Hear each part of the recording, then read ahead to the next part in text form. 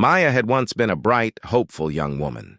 She used to dream about having a small place of her own, a garden where she could grow flowers, and a kitchen that always smelled like fresh bread. But now, those dreams felt like they belonged to another life. Someone else's life. The Maya who sat on the cold floor today barely remembered what it felt like to be seen as a person. Her mornings were quiet, but not in the peaceful way. It was the kind of quiet that pressed down on her, a silence heavy enough to make her feel smaller than she already was. The sunlight did not feel warm here. It was just another reminder that another day had begun. And with it came the same routine, a routine that slowly chipped away at her dignity. She wasn't allowed to sit at the dining table like the others. Instead, she was told to eat from a small bowl placed on the floor. It wasn't even a proper dish. The shape, the size, everything about it felt wrong, like it belonged to a pet, not a human being. She would kneel on the hard, cold tiles, lower her head, and try to eat quickly, hoping no one would look at her. But even when no one was watching, the shame was still there, filling the room like an invisible cloud. Every bite tasted like humiliation. She could feel it in her chest, in her throat, even in her stomach. The food itself wasn't terrible. It was plain, sometimes even decent. But the way she had to eat it made her lose her appetite. Still, hunger was stronger than pride, and she had learned to swallow both at the same time. Maya didn't remember exactly when things had changed for her. At first, it was small. Someone telling her where to sit, how to act, what not to do. But over time, the rules grew stricter. The space she was allowed to occupy grew smaller, and her voice became quieter. It was as if someone had slowly erased her from her own life, until all that was left was a shadow. She tried to remind herself of who she used to be. In rare, quiet moments, when she was alone, she would close her eyes and picture her old life. She could still see her mother's face, hear the laughter of her friends, feel the warm sun on her skin on those carefree afternoons. But those moments were brief, like fragile soap bubbles. One small movement, and they disappeared. Her days were all the same now. Wake up, wait, eat from the bowl, do whatever was expected of her, wait again, sleep. The hours between morning and night blurred together. Sometimes she wondered if she was still living, or if she was just existing, going through the motions without truly being present. People passed by her often. Some avoided her eyes. Others looked at her quickly and then turned away. No one spoke to her with kindness. No one asked her how she was. It was as if she had become invisible, except for the moments when they needed her to follow a command. The floor beneath her knees had become too familiar. She knew the tiny cracks in the tiles, the faint stains that wouldn't wash away no matter how hard she scrubbed. She could feel the coolness seeping into her bones every time she knelt to eat. It was a small detail, but over time, even the cold tile became part of the weight she carried. Sometimes she wondered if anyone outside this place knew about her. Did they imagine where she was now? Did they think she was safe, happy, and living her life? Or had they simply forgotten? The thought made her chest ache. Being forgotten was worse than being disliked. It meant she no longer mattered in the world. She didn't cry much anymore. In the beginning, she had cried often, hoping that maybe her tears would make someone notice, make someone care. But eventually, she learned that crying didn't change anything. The tears only left her feeling tired and drained, with nothing better waiting for her afterward. At night, when she lay in her small corner, she would listen to the sounds of the world outside, the distant hum of cars, the occasional laughter. From far away, a dog barking in the dark. Those sounds reminded her that life was still happening somewhere, but it felt too far away, like another country she would never visit again. Yet, even in her lowest moments, there was a tiny part of Her that refused to give up completely. She didn't understand why. It wasn't logical. But somewhere deep inside, she kept a little spark alive. Maybe it was hope, or maybe it was just the stubborn part of her soul that refused to fully break. She told herself stories before sleeping. Little imaginary scenes where someone came and saw her for who she really was. In those stories, they would speak to her with warmth. They would listen to her, and they would help her stand up again. She didn't expect it to actually happen, but imagining it made the nights a little easier to bear, and so another day passed. She finished her meal quickly, pushed the small bowl away, and lowered her eyes. The cold from the floor seeped into her knees, but she stayed there a little longer before moving. It was safer not to move too quickly, not to attract attention. Maya knew tomorrow would be the same as today. The same cold floor, the same bowl, the same silence pressing down on her. But somewhere, hidden beneath the layers of exhaustion and sadness, that little spark still remained. She didn't know it yet, but soon someone would see it, someone would see her, and when that moment came, everything would begin to change. The days seemed to blend together for Maya, like colors on a canvas that had been smudged until nothing was clear anymore. Morning, afternoon, evening, it all felt the same. There was no excitement to look forward to, no special moment that would break the monotony. Time passed, but it didn't feel like it was moving forward. It felt as if she was standing still, while the world quietly moved on without her. Every day followed a pattern so familiar that she could almost predict every moment before it happened. Wake up to the faint light filtering in through the small window. Sit quietly until she was told it was time to eat. Kneel down before the small bowl placed on the floor. Eat without speaking, without looking up. Then wait again. The waiting was the hardest part. Hours would pass without anything to do. Sometimes she would count the faint lines on the walls or trace patterns on the floor with her finger, just to keep her mind busy.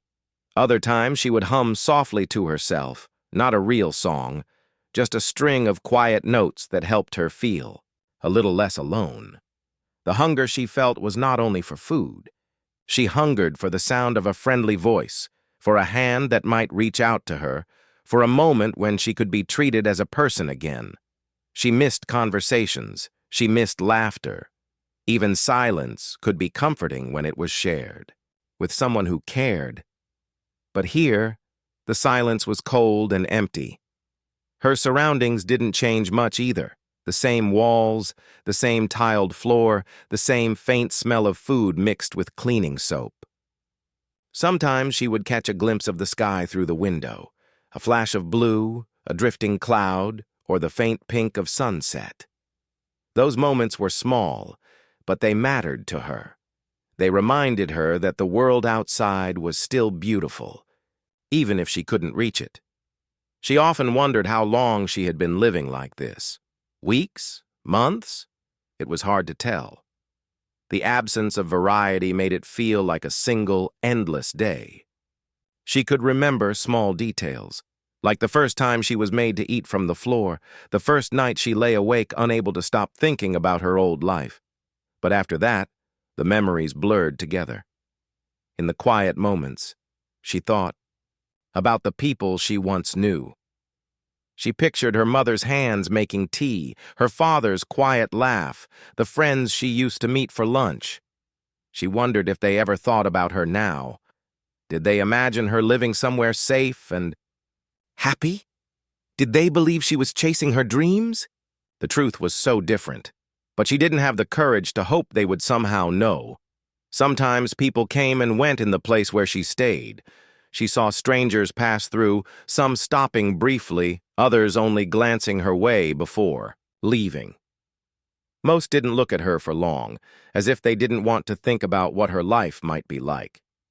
She learned to lower her eyes when people walked by, so she wouldn't see their discomfort or their indifference. The rules were simple but firm. She could not sit at the table. She could not decide when she wanted to eat. She could not ask for more or less food. She could not choose anything for herself. These restrictions didn't just take away her choices, they made her feel smaller, as if her thoughts and feelings no longer mattered at all. Her body learned to adapt. She became used to kneeling on the floor, her knees pressing into the hard tile. She learned to eat quickly before the food grew cold. She learned to stay quiet and unnoticed, because drawing attention could sometimes make things worse.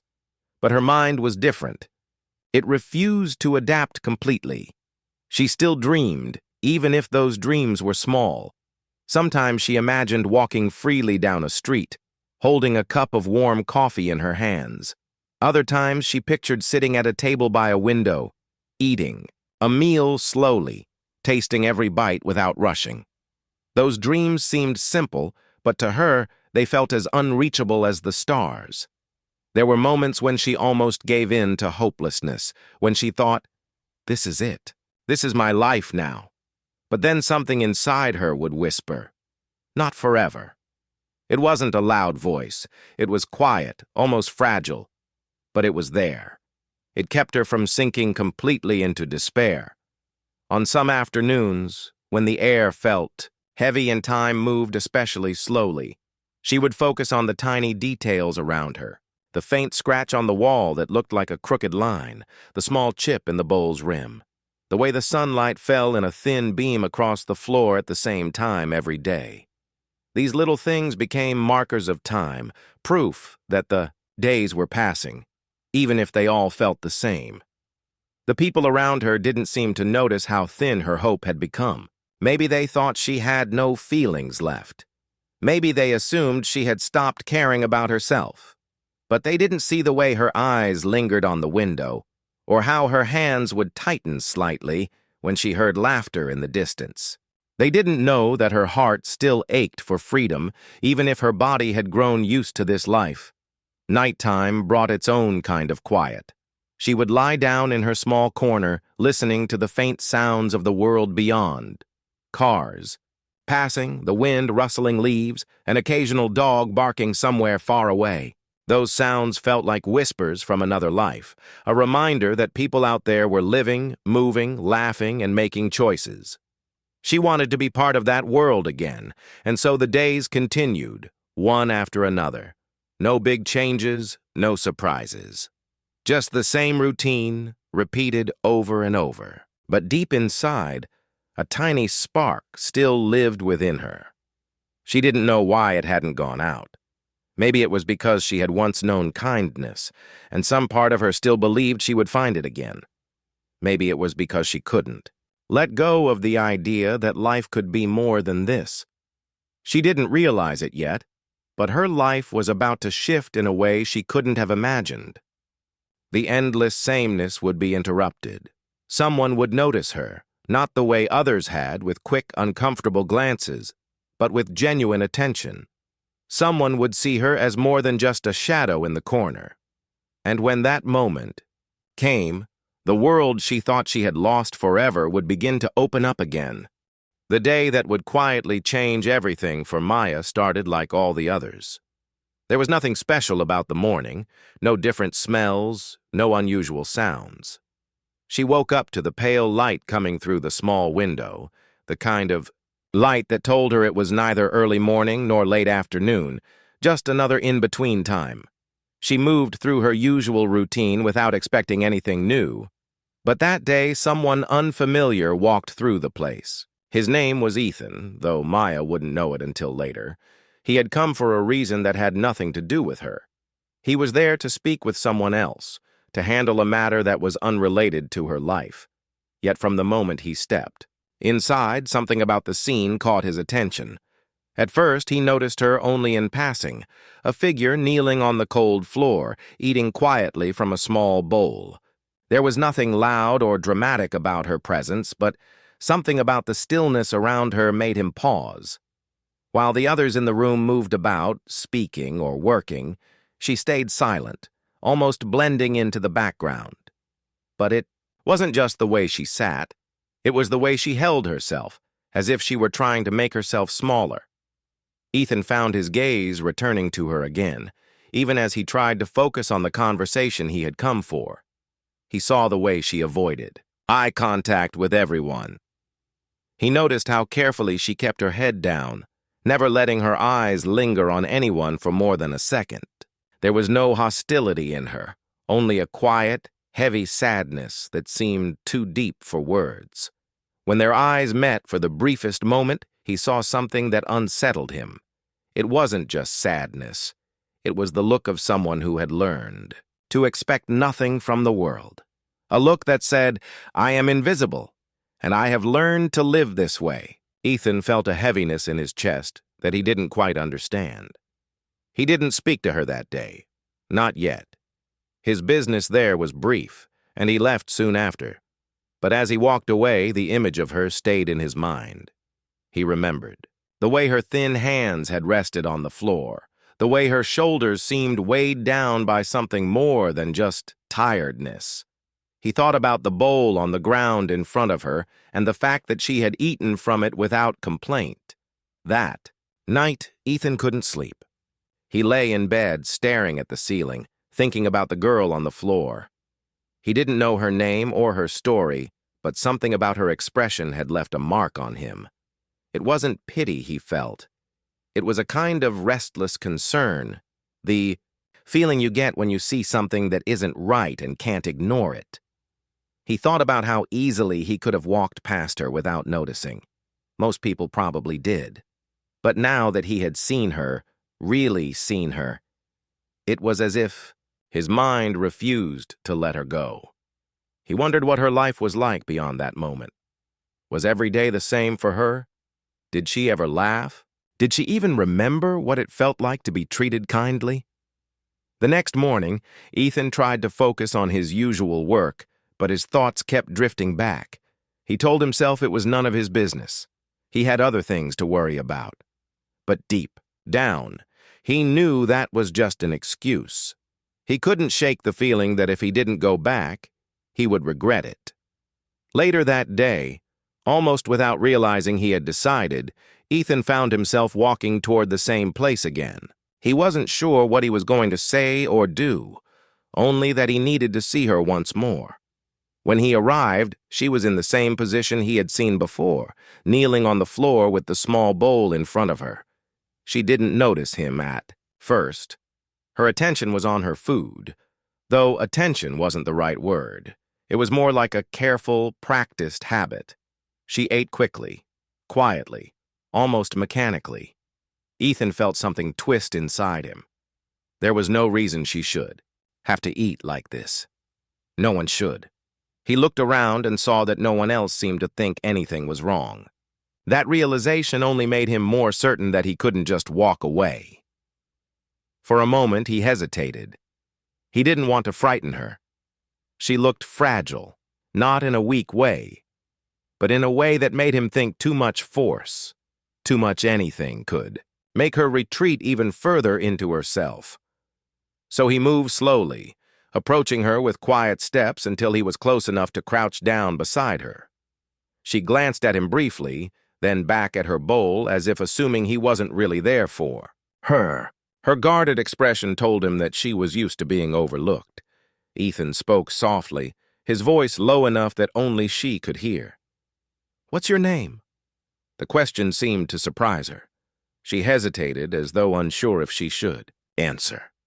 Finally, in a voice so quiet it was almost a whisper, she said, "Maya." He smiled. Not a big smile, but the kind that carried warmth. "Maya," he repeated, as if saying her name was important, and then he did something she did not expect. He held out his hand. She looked at it, uncertain. No one had offered her their hand in a long time. The gesture felt unfamiliar, almost strange, but there was something in his eyes, something steady, kind, that made her pause. She didn't take his hand right away, but she also didn't turn away. Ethan didn't rush her. He kept his hand extended, patient, letting her decide.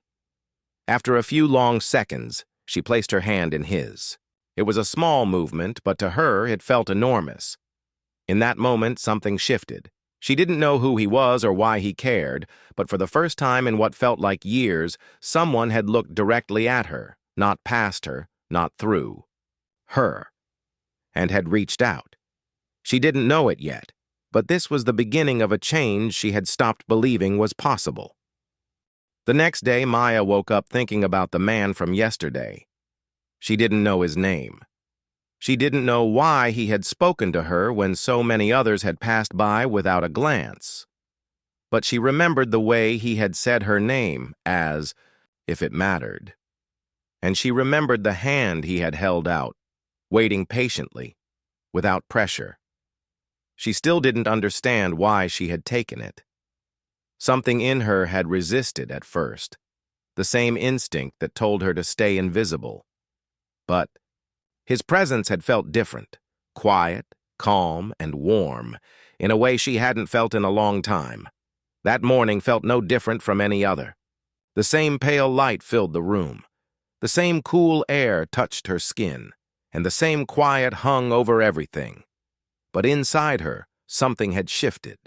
There was a faint, unsteady hope, small enough that she didn't quite dare to believe in it, but strong enough to keep her waiting for him. And then, as if her thoughts had summoned him, Ethan returned. He entered the room slowly, scanning the space until his eyes found her. When he saw her, his face softened, the corners of his mouth lifting in a small smile.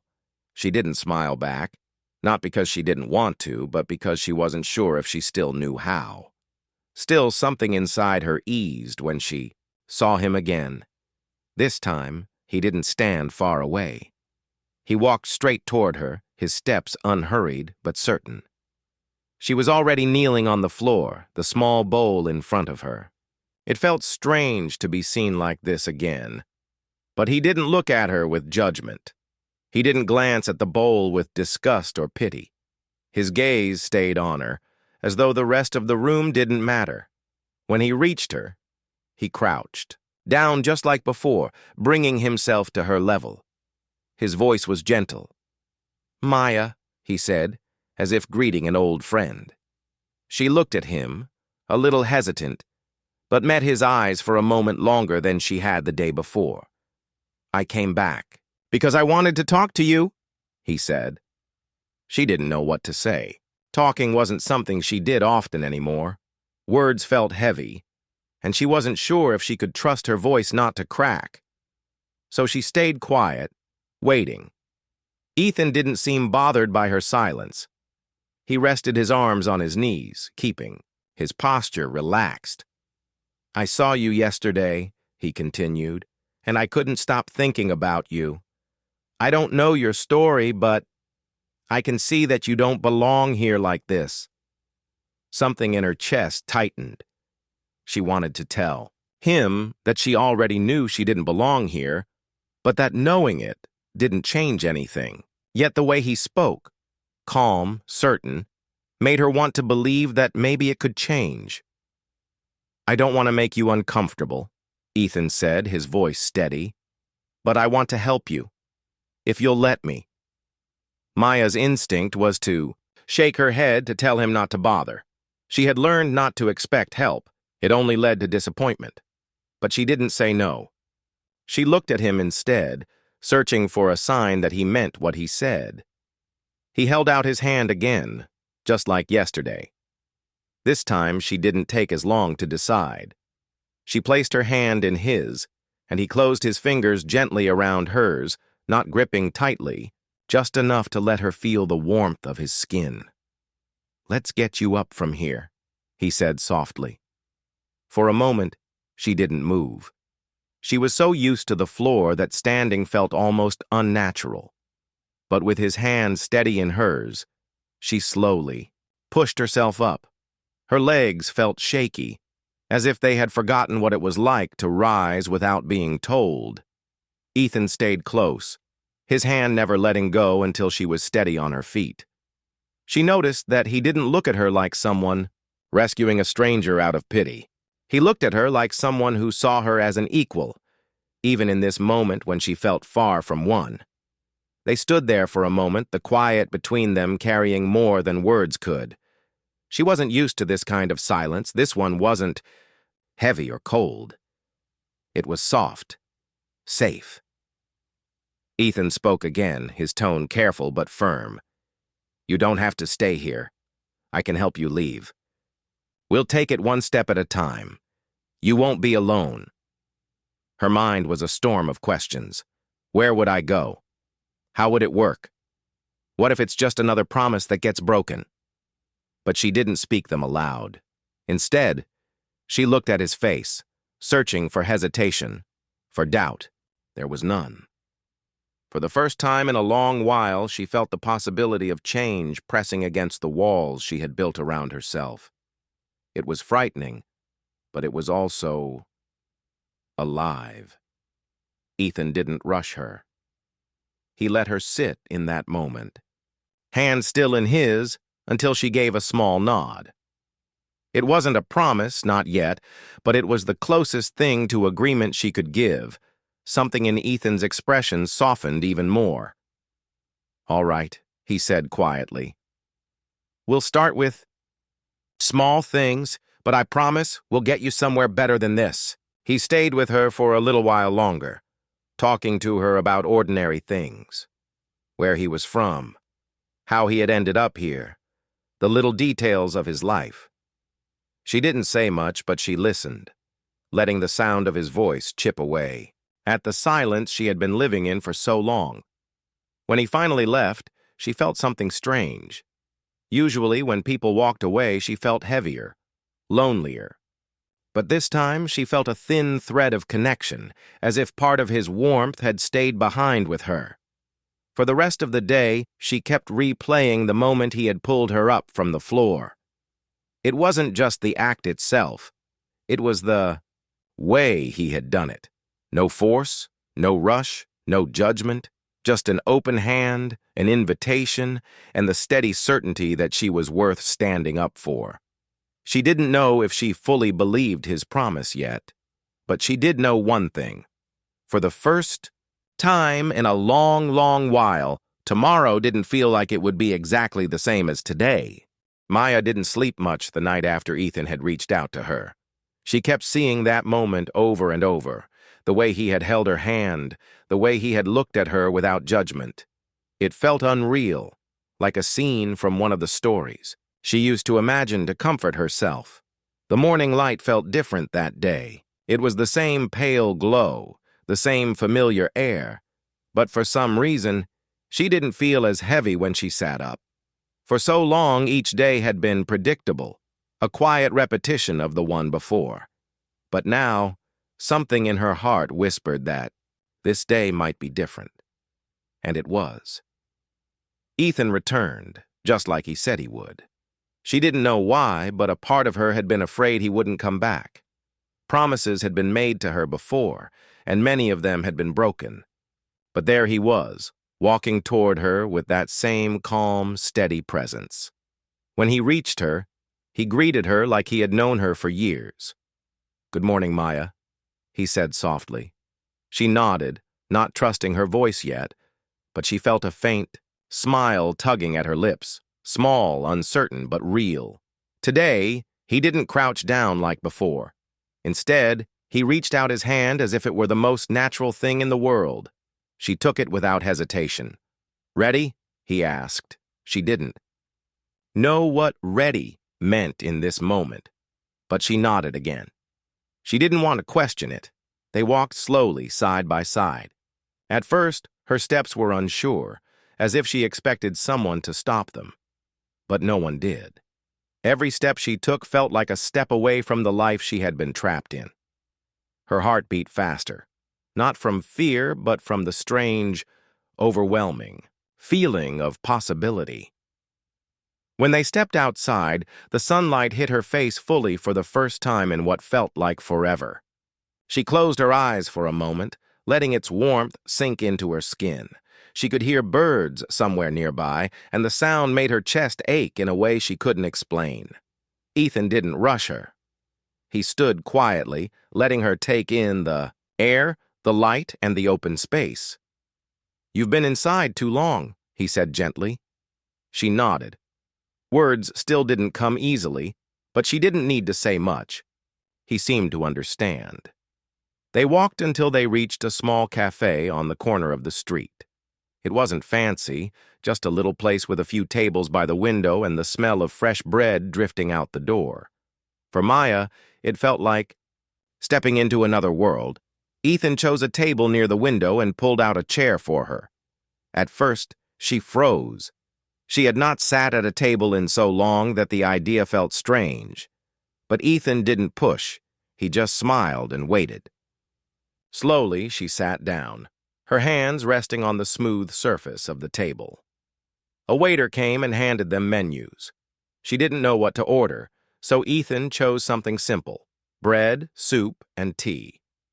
While they waited, he told her little things about the neighborhood, about the people who lived nearby, about a park that wasn't far from here. She listened quietly, letting his words fill the space where silence used to live. When the food arrived, Maya stared at it for a moment.